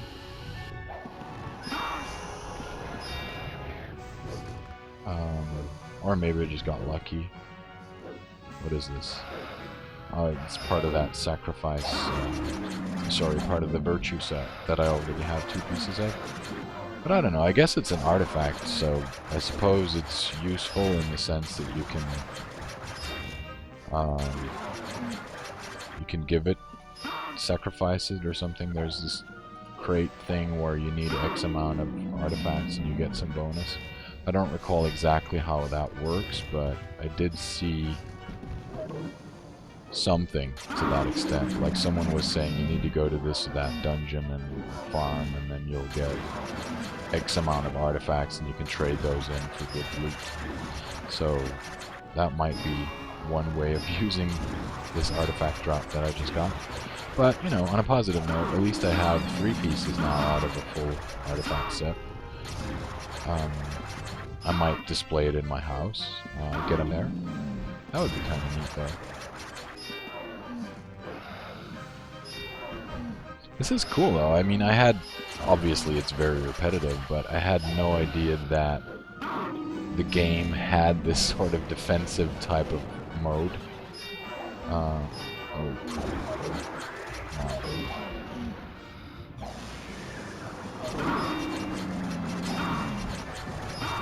We're losing! Oh, wait, what? Welcome to the channel, Dar. Dar says, streaming on a Saturday. Yeah, but I haven't been streaming the whole week, so I wanted to do a bonus thing. You're more than welcome to to show up and help us in here. It's almost not chaotic. Almost. So what happens if I die? The battle is lost? Okay, then what? They all teleported out? Okay, cool. We made it. We didn't actually make it. Current battle scoreboard. What's this? We got some points. Okay. See the loyalty menu for reward points. What's that? The loyalty menu. Is it this? Probably not. Nope. Definitely not. I don't think there's any void stuff here. Nope. Okay, so now what? It starts over? Ah. For your participation in the battle for the Void Pool on Trammel, you have received 29 reward points. Well, want to visit Vela in Cove? I want to check out the rewards, so that's kind of like non-optional. That's what we're doing. Let's go there. Teleport to Cove.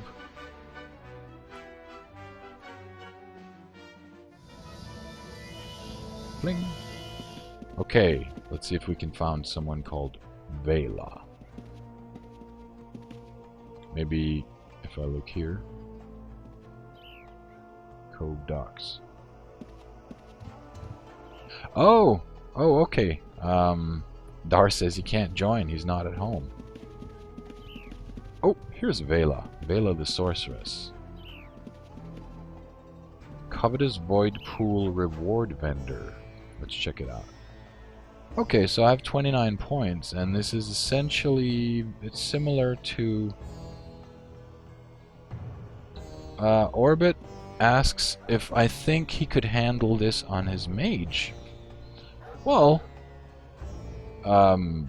you're using summon thingies. I guess if you constantly keep up your vortexes, and I guess you could, I don't know if you can put down walls and stuff, but it might be doable. I have no idea. This is the first time I tried it. What's this? A bronze cauldron of transmutation. Transmutes bronze ingots into golden ingots? Oh. Oh, oh, oh. And this one transmute golden ingots into agapite ingots. There is a ratio to it though, so it'll be like 3 ingots to turn 3 golden ingots to become 1 agapite, but still kind of cool. Let's see, is it just all cauldrons for crafting transmutation? Ah, here's something. A miner's golden map. To use, mine near target coordinates while holding the map. Whatever. So, still just crafty stuff. Here's something! A talisman. 100% success when smelting ore type golden. Oh, that's kind of neat though. I mean... Yeah, Orbit says the dragon thingy you were just doing. The void pool in Covetous. Well, I think, you know, find a choke point and just summon a bunch of crap that can defend it. And you probably could do it. I have no idea. I mean, basically you reach a certain point and then you just can't continue anymore. So you could do it for a little bit and then stop. Ooh, an antique. Magical fish finder. So what does it say? Blight of Thundra. Is that because one of these items is called that? Ooh, this bow is called that. That's interesting. So for 2,000 points, which is quite a lot, you can actually get these. If it's an antique, that means it means you can't insure it, I think. Let me just check real quick. Question mark. Antique. Isn't there? Oh. Ant? Ann? No.